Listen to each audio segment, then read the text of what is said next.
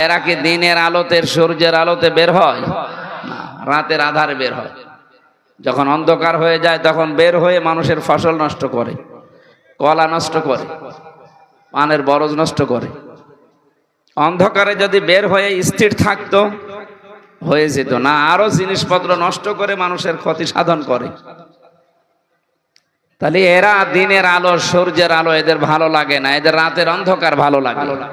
এই জন্য এদের নামও এরকম, পেঁচা, বাদুর, চামচিকা। নাম যা মনে হচ্ছে চেহারা খুব সুন্দর নাকি? কেউ যদি পেঁচা একবার দেখে ও কি মনে মনে ভাববে যে আল্লাহ আমারে আরেকবার দেখাও? ওর নামও সেই রকম, ওর চেহারাও এরকম। কি কথা বুঝতেছে? এই জন্য এরা যেহেতু মানুষের ক্ষতি সাধন করে, যেই মানুষগুলো এই পৃথিবীতে কোরআনের আলো, দিনের আলো, ইসলামের আলো সহ্য করতে পারে না, তখন তারা জুলুমের আলো, জুলুমের অন্ধকারের পথ, শিরিকের অন্ধকারের পথ, বেদাতের অন্ধকারের পথগুলো বেছে নেয়, নিয়ে মানুষের ক্ষতি সাধন করে, মানুষের ইমানের, মানুষের আখেরাতের এবং দুনিয়ার। এদের সামনে কোরআনের তাফসীর করলে ওদের আবরণ ওগুলো খুলে চলে যায়। মানুষ তখন বোঝে যে এ তো সর্বনাশ করছে, তখন ওরা মন খারাপ করে, রাগ করে যে না, এরে যেন আর এলাকায় আসতে দেওয়া না হয়। আমরা এইটাই সারা দেশে দেখছি। তাছাড়া আমি আপনার কি শত্রু? কোরআনের কথা বলতে নিয়ে এসেছেন আপনি সেই কুষ্টিয়া থেকে, আবার ডিরেকশন দেন যে আপনি এটা বলবেন, এটা বলবেন না, মানে কি? আপনি জানছেন যে হ্যাঁ এরকম কিছু আছে যেগুলো আমি ব্যবসা করে খাচ্ছি, এগুলো বন্ধ হয়ে যেতে পারে। আমার ভেতরে যে নেফাকি আছে, মুনাফিকি আছে, এটা হয়তো বন্ধ হয়ে যাবে। এ কোরআন থেকে বললে আমার সর্বনাশ হবে, এই জন্য আপনার রাগ হয়। আমরা এসেছি আল্লাহর কোরআনে কারিম প্রচার করতে, সেইভাবে প্রচার করা দরকার। আল্লাহ জানিয়েছেন ওয়ানজির বিহিল্লাযিনা ইয়াখাফুনা, আল্লাহ পাক বলেন হে নবী আপনি এই কোরআনে কারিম দিয়ে ওই মানুষগুলোকে সতর্ক করেন, আইয়ুহশারু ইলা রাব্বিহিম লাইসা লাহুম মিন দুনিহি ওয়ালিয়্যুন ওয়ালা শাফিউন লাআল্লাহুম ইয়াত্তাকুন। যেই মানুষগুলোর ভেতরে এই ভয় আছে যে কিয়ামতে আমাকে দাঁড়ানো লাগবে একজনের সামনে, তিনি কে? এই বিষয়টা যখন মানুষের ভেতরে 100% পয়দা হবে যে আমাকে কিন্তু দাঁড়ানো লাগবে আমার রবের সামনে, আইয়ুহশারু ইলা রাব্বিহিম লাইসা লাহুম মিন দুনিহি ওয়ালিয়্যুন ওয়ালা শাফিউ। সেখানে আমার সামনে পেছনে ওপরে নিচে কোনো অলি, কোনো বন্ধু থাকবে না, কোনো সুপারিশকারী থাকবে না। এই চিন্তা ভাবনা যাদের ভেতরে আছে আপনি কোরআন দিয়ে তাদেরকে সতর্ক করেন। ওয়াযাক্কির ফাইন্নায যিকরা তানফাউল মুমিনিন, কোরআনে কারিমের আলোচনায় কাজ হবে, উপকার হবে ওই মানুষগুলোর যাদের ভেতরে ঈমান আছে। আল্লাহ পাক জানিয়েছেন ফাযাক্কির বিল কুরআনি মান ইয়াখাফু ওয়াঈদ। So admonish and or by the Holy Quran him who fears my threat. এই কোরআন দিয়ে মানুষদেরকে সতর্ক করবেন যার ভেতরে আল্লাহর ধমকের ভয় আছে, আল্লাহর থ্রেটের ভয় আছে, তার কাজ হবে। কে বলছে? সুতরাং আজকে আমরা যারা বলতে আসি আমরা কোরআন কেন্দ্রিক যেন আলোচনা করি, তাহলে যাদের ভেতরে আল্লাহর দরবারে দাঁড়ানো এবং তার ধমকের ভয় ভেতরে আছে, যে মানুষগুলো বিশ্বাস করে যে না যখন দাঁড়ানো লাগবে তার সামনে তখন কোনো অলি, কোনো বন্ধু, কোনো সুপারিশকারী কেউ থাকবে না, এই বিশ্বাসে যারা সামনে বসবে লাআল্লাহুম ইয়াত্তাকুন, আশা করা যায় জীবন সংশোধন হয়ে যাবে, তাদের জীবন আস্তে আস্তে পরিবর্তন হবে, থেমে যাবে। যেহেতু এটা শেষ জামানা চলছে, আমরা চাই আমাদের জীবন যেন পরিবর্তন হয়ে পরিশীলিত হয়ে আল্লাহর বাগান জান্নাতের দিকে এগিয়ে যায়। বলেন আমিন। কোরআনে কারিমের ৬,৬৬৬টা আয়াত, মাত্র একটা আয়াত পড়েছি আমরা, সূরা শুআরা 214 নম্বর আয়াত। এই আয়াতটাকে সামনে নিয়ে বিশ্বনবী মুহাম্মদুর রাসূলুল্লাহর লক্ষ লক্ষ হাদিস থেকে একটা হাদিসের টুকরা পড়েছি। এই দুইটা সামনে নিয়ে আমরা কথা বলার চেষ্টা চালাচ্ছি ইনশাআল্লাহ। কোরআনে কারিম থেকে আমরা তেলাওয়াত করে আরম্ভ করছি। আউযু বিল্লাহি মিনাশ শাইতানির রাজিম। শয়তান যেন আশপাশে না থাকে, এই জন্য জবান খুলে পড়েন। আউযু বিল্লাহি মিনাশ শাইতানির রাজিম। বিসমিল্লাহির রহমানির রহিম।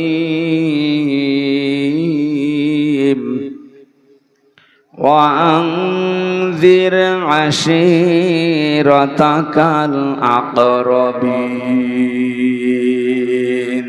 সাদাকাল্লাহুল আযীম। কোরআন সে যত অ্যাক্টিভ ভাবে মনোযোগ সহকারে মনোনিবেশ নিয়ে শুনবে, আল্লাহ তখন তাকে তাড়াতাড়ি হেদায়েত দান করবে। এই জন্য যেহেতু আমরা আরম্ভ করছি কোরআন দিয়ে, খুব অ্যাক্টিভ ভাবে শুনবে। বিশ্বনবী মুহাম্মদুর রাসূলুল্লাহর চাইতে এত বড় সুন্দর ব্যাখ্যা দুনিয়ায় কেউ দিতে পেরেছে? কেউ পারবে কিয়ামত পর্যন্ত? তার এক একটা কথার ওজন কত দুনিয়ার চাইতেও ওজনওয়ালা বেশি ছিল, অথচ তিনি সবচাইতে বেশি জীবনে কথা বলেছিলেন বিদায় হজের ভাষণের দিন, মাত্র 27 মিনিট। কয় মিনিট? এই 27 মিনিটের ভেতরে এত কথা ছিল, কিয়ামত পর্যন্ত মানুষ শুধু চিন্তা ভাবনা করবে, এর কোল কিনারা পাবে না। আমরা ঘন্টার পরে ঘন্টা কথা বলি, আমাদের কথার ভেতরে কোনো মাল ম্যাটারেস নেই। এদিন আমি বলেই যাই, আপনি শুনিয়েই যান না, এরকম আমরা আর করতে চাই না। আমাদের যারা দায়িত্বশীল, তিনি আমাদেরকে জানিয়েছেন যখন জনগণের সামনে কথা বলবেন, ওই আসালি পাসারি উল্টা পাল্টা কথা বলে সময় নষ্ট না করে সরাসরি কোরআনে প্রবেশ করে মূল কথাগুলো যত তাড়াতাড়ি পারা যায় মানুষকে বোঝানোর চেষ্টা করেন, মানুষকে আখিরাতমুখী করেন। ওয়াজ মাহফিল, তাফসির মাহফিল, এইগুলোতে এসে রাজনৈতিক বক্তব্য থেকে একটু দূরে থাকা দরকার। আমাদের যারা দায়িত্বে আছে তাদের নির্দেশনা এটা আমরা মেনে চলবো ইনশাআল্লাহ। এখানে রুহের খোরাক এবং আখিরাতের পুঁজি যেন তৈরি হয়, সেই জন্য সবাই মিলে এই আয়োজনে ইনভলভড আছে নাকি? এটা কি শুধুমাত্র যারা ইসলামী আন্দোলন করে তাদের অনুষ্ঠান? বলেন, মানুষ পদবাচ্যে আমরা যারা বিবেচিত, অনেক হিন্দু পর্যন্ত আশপাশে দাঁড়িয়ে আছে, কারণ এই এলাকা হিন্দু অধ্যুষিত।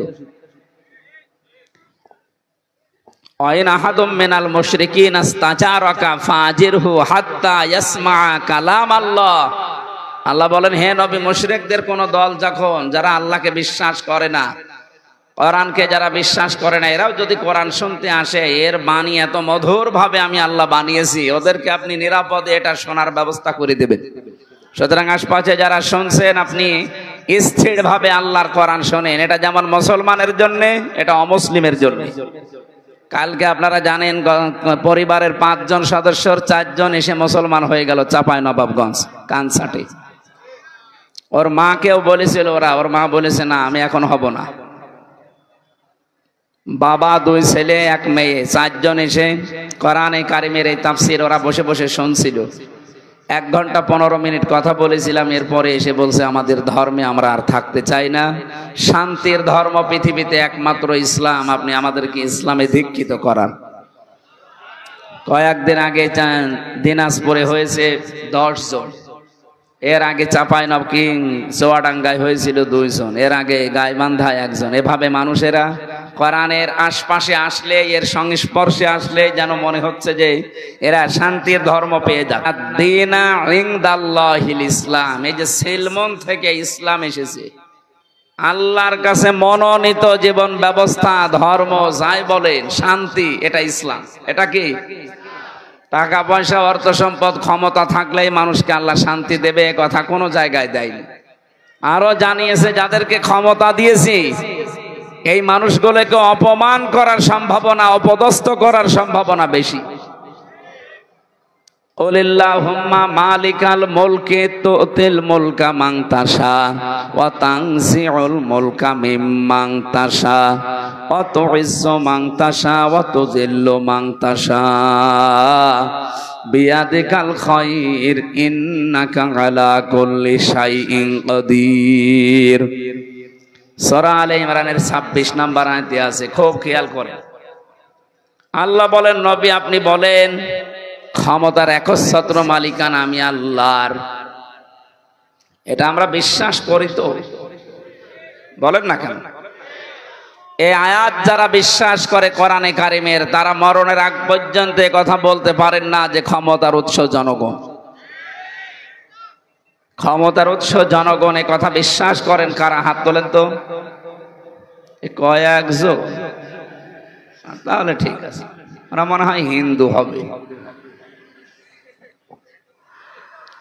আল্লাহ সূরা আলে ইমরানের 26 নম্বর আয়াতে বলে দিচ্ছে, আপনি এরপরও বিশ্বাস করেন না, তার আয়াত কি মিথ্যা মনে হচ্ছে? কুলিল্লাহুম্মা মালিকাল মুলক, আল্লাহ বলেন আপনি বলেন যে আমি কিন্তু রাজত্বের মালিক, যাকে ইচ্ছা তাকে দেই, যাকে ইচ্ছা নামিয়ে দেই। 2024 সালের আগস্টের 5 তারিখে ক্ষমতা থেকে নামিয়ে চরমভাবে অপমান করেছে, এটা কি ছাত্র জনতা না আল্লাহ? এটাও বিশ্বাস করেন? এটা আমরা তো এখন বিশ্বাস করছি, অথচ কোরআনে কারিমে 1500 বছর আগে আমার আল্লাহ এই সংক্রান্ত একটা আয়াত দিয়েছেন। সূরা আনআম 44 নম্বর আয়াত, ফালাম্মা নাসু মা যুকিরু বিহি ফাতাহনা আলাইহিম আবওয়াবা কুল্লা শাই। রব্বুল আলামিন বলেন, কোন মানুষ যখন আমি আল্লাহর নিষেধ আদেশ এগুলো ভুলে যায়, তখন তাদের শান্তি স্বস্তি, তাদের প্রভাব প্রতিপত্তি আল্লাহ বাড়িয়ে দেওয়ার জন্য যত দরজা আছে সব খুলে দেয়। এখানে শব্দের দিকে খেয়াল করেন, ফাতাহনা আমি আল্লাহ নিজে খুলে দেয়, এর ফাইল সরাসরি আল্লাহ। আবওয়াবা, বাবের বহুবচন আবওয়াব। এই আয়াতটা আমার পড়ার পরে মনে হচ্ছে আল্লাহ মনে হয় 2024 সালের 5 আগস্টে নাজিল করেছে, অথচ এটা নাজিল হয়েছে 1500 বছর আগে। সুবহানাল্লাহ বলতে পারেন না? একটু খেয়াল করে দেখেন মিলছে কিনা। যখন মানুষ আল্লাহর আদেশ নিষেধ ভুলে যায়, তখন আমার আল্লাহ তাদের জন্য যত নিয়ামতের দরজা আছে, যত রকমের শান্তি স্বস্তি আছে সব খুলে দেয়। তাদের প্রভাব প্রতিপত্তি, ক্ষমতা, টাকা পয়সা সব বাড়তে থাকে। আপনি দেখেন 2006 সালের এই অক্টোবর মাসের 28 তারিখে এই বাংলাদেশে যখন জসিম ভাইয়ের মতো মানুষকে পিটিয়ে হত্যা করার পরে তার লাশের উপরে ড্যান্স দিয়েছিল, এটা শোনেননি কোনোদিন? দেখেননি?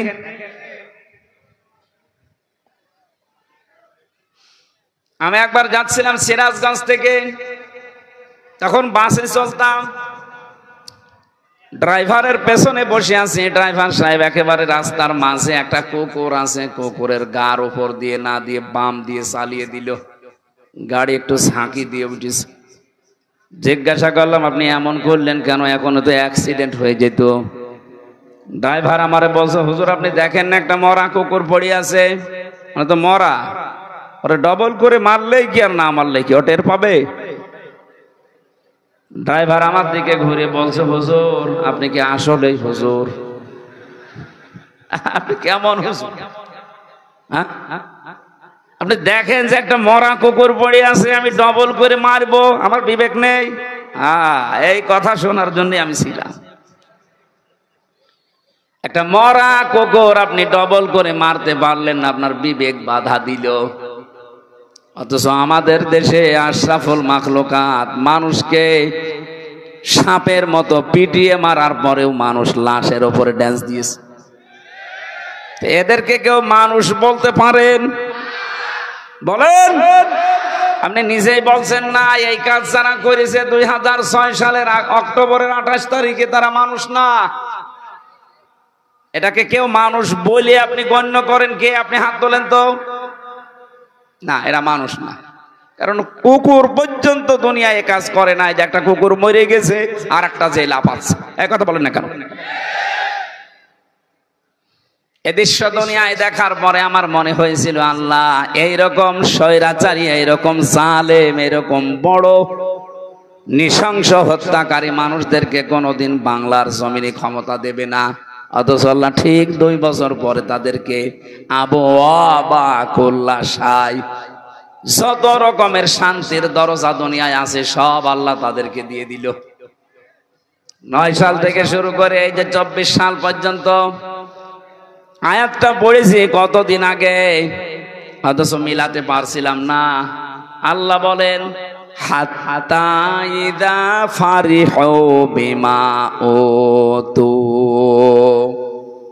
এই মানুষগুলো যখন আমার দানকৃত এই বস্তু নিয়ে আনন্দে মেতে আছে, আত্মহারা হয়ে গেছে, আমি আল্লাহকে ভুলে গেছে, আখাযনাহুম বাগতাতান, আমি আল্লাহ নিজে হঠাৎ করে তাদেরকে ধরলাম।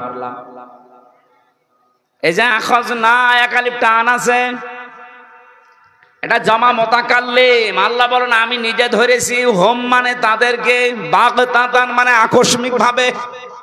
আপনি 2024 সালের 5 আগস্টের সাথে আয়াতটা মিলে যাচ্ছে। 15.5 বছর তাহলে ধরলো না কেন? 5 বছর পরেই মনে হয়তো আল্লাহ মনে হয় ধরবে ধরবে ধরবে। আল্লাহ বলেন কেন ধরিনি জানো? আমি ধরিনি তাদের এই কারণে, মানুষগুলোকে আমি ছাড় দিতে চেয়েছিলাম, দেখি কত দূর যেতে পারে। এমন জায়গায় তাদেরকে আমি হিট করলাম। আখাযনাহুম বাগতাতান, এই বাগতাতান মানে আকস্মিক ভাবে, হঠাৎ করে। যে দুপুরের খাবার খাবে সে সময়ও পায়নি। 5টা মিনিট সময় নেবে যে জাতির উদ্দেশ্যে একটা ভাষণ লিখবো, আল্লাহ বলেন না, সময় নেই। কারণ আমি বাগতাতান ধরেছি আমি নিজে। ফাইদাহুম মুবলিসুন, তারা হতাশ হয়ে গেছে। এই হতাশা থেকে এখনো পর্যন্ত অনেকে বের হতে পারে নাই। এই জন্য এখন সুর তুলেছে যে আমি পদত্যাগ করিনি। এত বড় শয়তানি কথা আপনি বলতে পারলেন? 2024 সালের 5 আগস্টের ভিডিও আছে, সেই পদত্যাগের পত্র পর্যন্ত এখনো আছে। আপনি নাই পাগল হয়ে বলছেন যে আমি করিনি, কিন্তু সেই লোকটা ভিডিও বার্তা দিয়ে বলল যে হ্যাঁ আমার কাছে জমা দিয়ে গেছে লিখিত, ও কি এখন পাগল হয়ে গেল? সুতরাং এরকম পাগল যেন আমাদের দেশে দায়িত্বে না থাকে। এরকম পাগল থাকার দরকার না, কারণ তার নিজের কথায় সে নিজে মিথ্যাবাদী। এখন কথা বলেন না কেন? আমার রিমান্ডে নিয়ে আমার ওই সেই 9 সালের 10 সালের 12 সালের ভিডিওগুলো কাটিং করে করে 2 মিনিট 2.5 মিনিট আমার শোনাইতো। আগের কথাও নেই, পরের কথাও নেই, মাঝখানে এখানে প্রসাব করিবেন, না করিলে 50 টাকা জরিমানা। এইরকম বিষয় দিয়ে দিয়ে আমারে যেমন মানসিক যন্ত্রণা দিয়েছিলেন। আমার মনে হয় যে মানুষগুলো এখন 24 সালের 5 আগস্টে বললেন যে এই যে পদত্যাগপত্র সই করা, স্ট্যাম্প করা দুনিয়ার মানুষ দেখেছে, কত পত্রিকা, কোন টিভি মিডিয়া দেখেছে। হঠাৎ করে আপনাকে কোন পাগলে কামড়িয়েছে? এখন কোন কারণে আপনি এইটা বলছেন যে না আমার কাছে কোনো দলিল নেই? আমার মনে হয় এনাকেও ঠিক আমার মতো রিমান্ডে নিয়ে এটা দেখানোর দরকার। এই দেখেন, এনাটার কাটছাট করা লাগবে না, আসলটা দেখালেই হবে। এই যে দেখেন,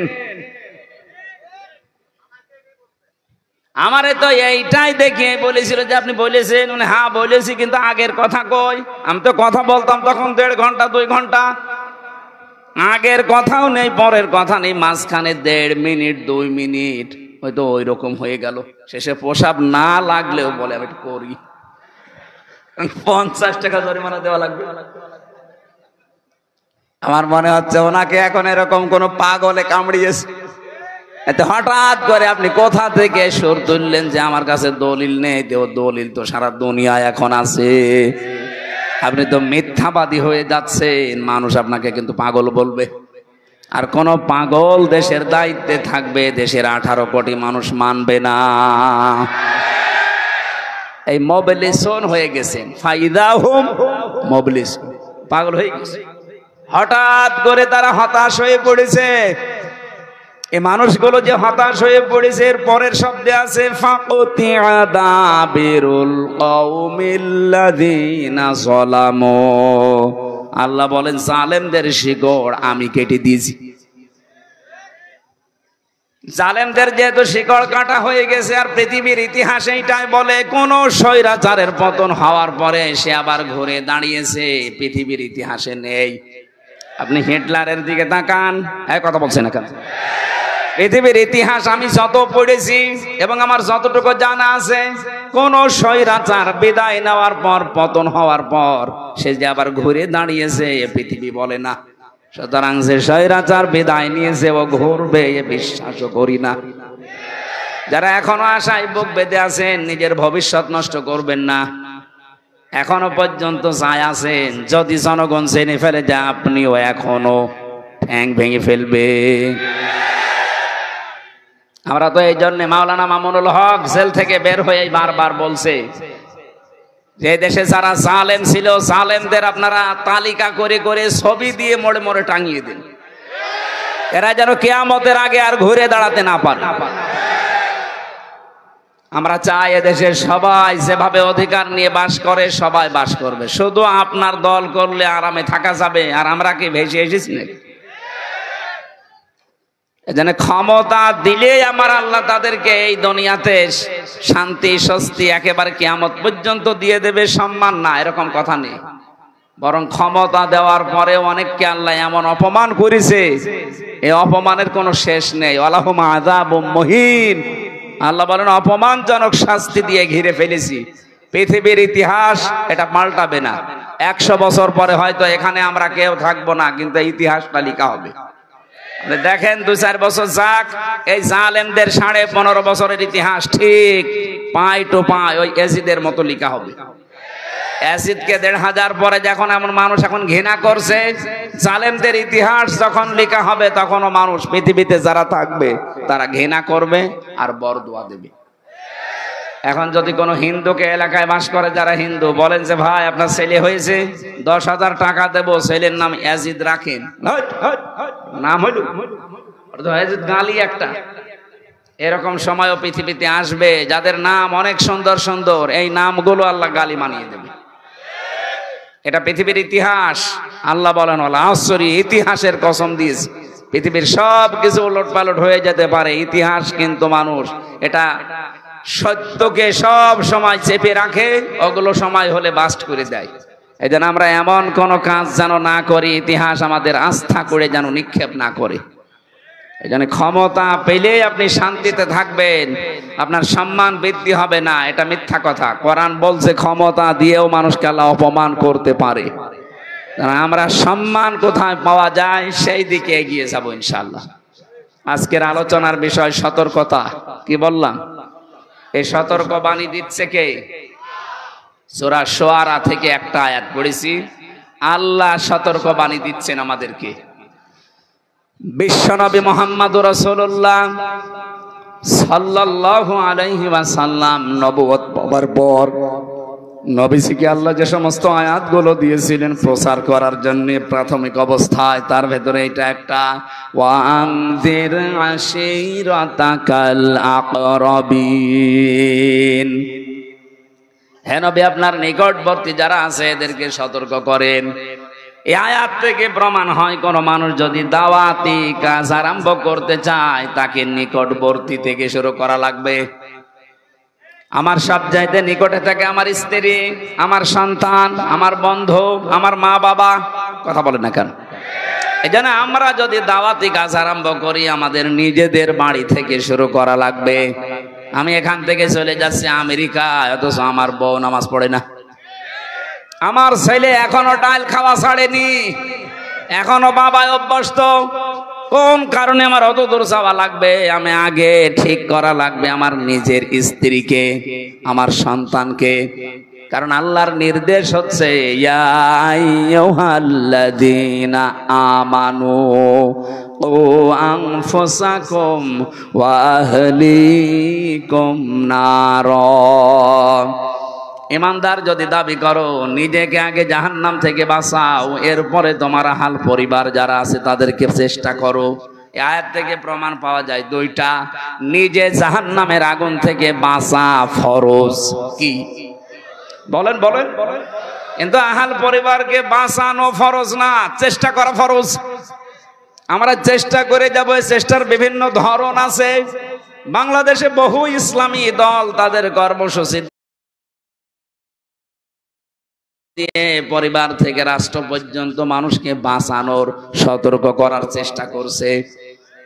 আপনাদেরকে আমি আহ্বান জানাই, কোন দলে যদি ইনভলভ হয়ে নাও থাকেন, পরিবারে প্রতি সপ্তাহে 2 দিন নিজের স্ত্রী, মা বাবা, সন্তান সন্ততি এদেরকে নিয়ে বসে কোরআনের কোন আয়াত থেকে, নবীর কোন হাদিস থেকে তেলাওয়াত করে ব্যাখ্যা সহ একটু শোনান।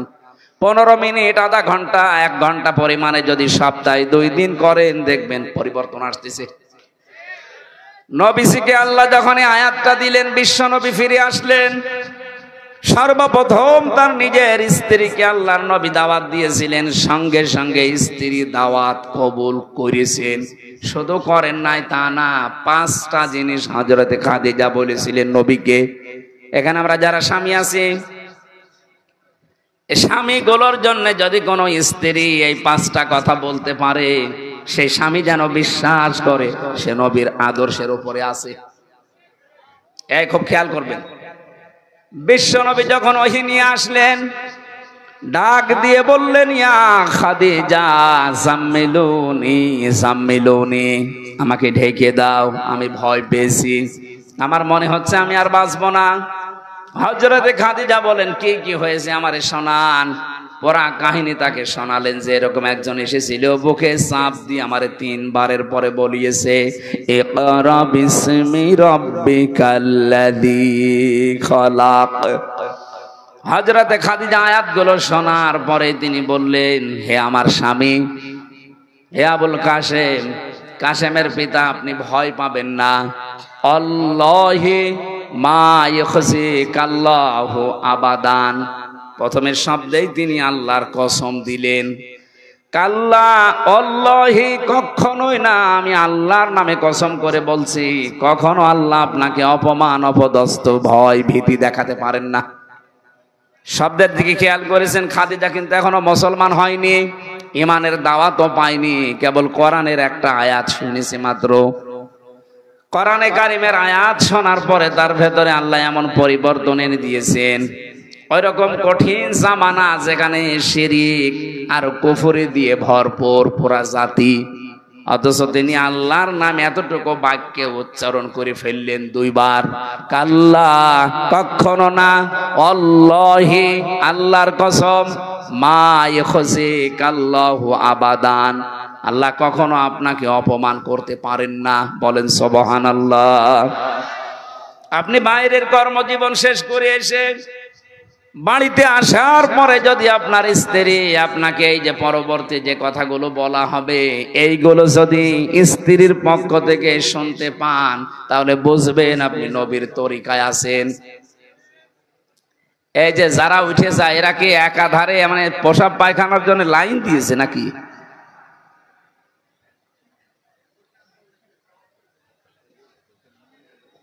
আমি শেষ করে দেব না, একটু ওঠাউঠি করলে সমস্যা হয়।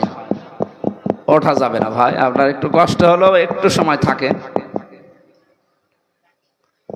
কালকের পরের দিন এখানে আপনি যতই মাইকিং করেন, এ মানুষ পাবে না।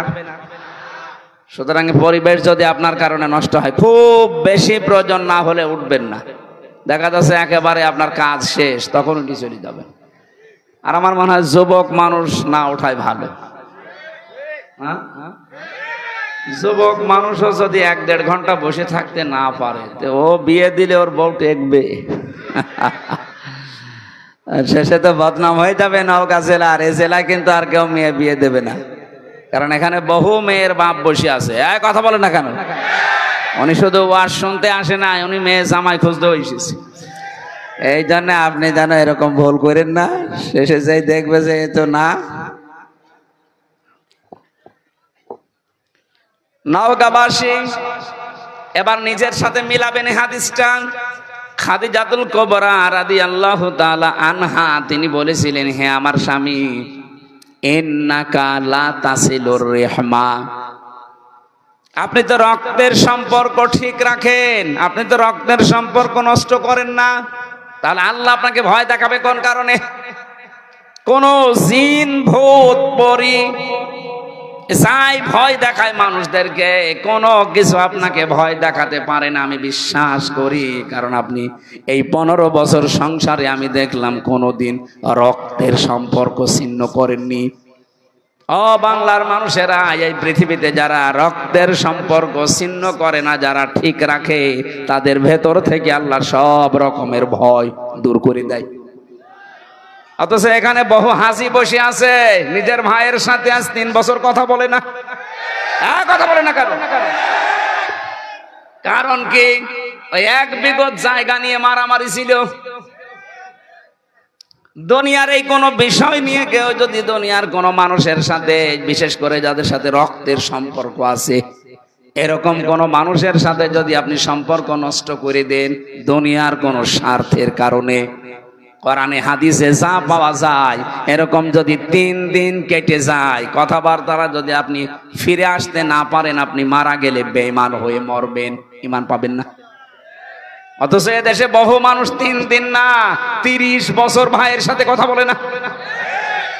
আমি কুষ্টিয়াতে 10 সালে যে ওসি সাহেবকে পড়াতাম, যখন আমাকে গ্রেফতার করেছিল ওর পরের বছর, উনি আমারে বলতো মাঝে মাঝে যে আমার জীবনে বড় আফসোস, আমার দুঃখ, আমার নিজের আপন ভাই আমার সাথে আজ প্রায় 7 বছর কথা বলে না। কারণ কি? কারণটা হচ্ছে যে জমি ভাগ করার সময় মাত্র 1 বিঘত না 1 হাত জমি যেন একটু বেঁধে গিয়েছিল এই নিয়ে। অথচ এই ভাইটার জন্য ছোটবেলায় মাথার ঘাম পায়ে ফেলে কত কষ্ট করে কোলে কাঁখে পিঠে নিয়ে মানুষ করেছে। ওই কথাগুলো একটু মনে পড়ে না আপনার? আপনার স্ত্রীর কান পড়ার কারণে আপনার ভাইয়ের সাথে আপনার রক্তের সম্পর্ক আপনি নষ্ট করে ফেলেছেন। আপনি বিশ্বাস করে নিতে পারেন বিভিন্ন ভয় আপনার মনে আল্লাহ ঢুকিয়ে দেবে। আমি কথা বোঝাতে পেরেছি? আল্লাহ যখন সব সৃষ্টি করা শেষ, তখন এই যে রেহেম বলা হয়, যেটা রক্তের সম্পর্ক, এইটা আল্লাহর কুদরতি যে মাজা আছে এটা চেপে ধরলেন, ডাক দিয়ে বলেন, রব্বুল আলামিন তুমি তো সবার জন্য সব করলে, তা আমার ব্যাপারে তুমি তো কিছু বললে না, আমার ব্যাপারে কিছু বলবা তো? আল্লাহ বলেন, তোমার ব্যাপারে আমার কথা হচ্ছে, দুনিয়ায় যারা সম্পর্ক তোমার সাথে রাখবে আমি তাদের সাথে আছি, যারা তোমার সাথে সম্পর্ক রাখবে না আমি আল্লাহ তাদের সাথে নেই। আপনি দেখেছেন বিষয়টা কত গভীর। যারা মানুষের সাথে সম্পর্ক রাখে না, বিশেষ করে রক্তের, নিজের ফুফু, চাচা, আপন ভাই, আপন বোন, মেয়ে, এই কথা বলছে না কেন? এই মানুষগুলোর যাদের সাথে সম্পর্ক ভালো না, তাদের মনের ভেতরে বিভিন্ন ভয় ঢুকিয়ে দেবে কে? এখানে এরকম চরিত্রের মানুষ আছেন? কারা হাত তোলেন তো? কোন এলাকায় ওয়াজ দিয়েছেন আপনারা?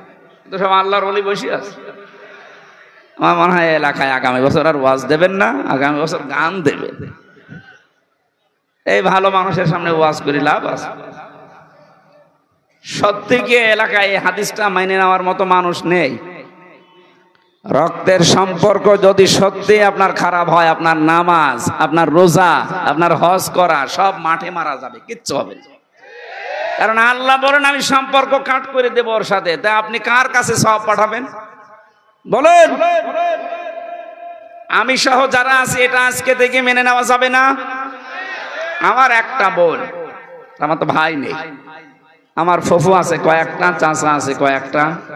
হ্যাঁ, সম্পর্ক নষ্ট করা যায় যদি আল্লাহর বিধান সামনে এসে যায়, দেখা যাচ্ছে না উনি আল্লাহর বিধানের বাইরে, ওই রকম চাচা, ওই রকম ফুফু, ওই রকম বোন না, ওই রকম বাবা হলেও বাবাকে আর মানা যাবে।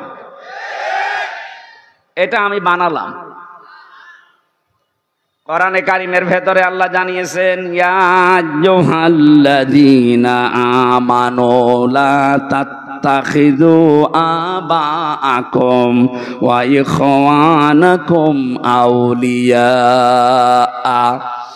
ইনিস্তাহাব্বুল কুফরা আলাল ঈমান ওয়া মান ইয়াতাওয়াল্লাহুম মিনকুম ফাউলাইকা হুমুজ যালিমুন। বলেন আল্লাহু আকবার। এটা আছে সূরা তাওবা 33 নম্বর আয়াতে আল্লাহ পাক বলেন, ও হে যারা ঈমানের দাবি করো তাদেরকে বলছি, খুব ভালোবেসে আল্লাহ ডাক দিয়েছেন, ইয়া আইয়ুহাল্লাযীনা আমানু। আয়াতের তাফসীরে পড়েছি ফি জিলালিল কোরআন। মুফাসসির বলেন আল্লাহ যখন কোন ঈমানদার মানুষকে ডাক দেন তখন কিন্তু এমনিতে ওই এরকম না, তার নিজের কুদরতি হাত এভাবে উঁচা করে ডাকেন, ইয়া আইয়ুহাল্লাযীনা আমানু। ও হে যারা আমাকে বিশ্বাস করো, খুব ভালোবাসি তোদেরকে, শোন। লা তাত্তাখিযু আবাআকুম ওয়া ইখওয়ানাকুম আউলিয়া ইনিস্তাহাব্বুল কুফরা আলাল ঈমান।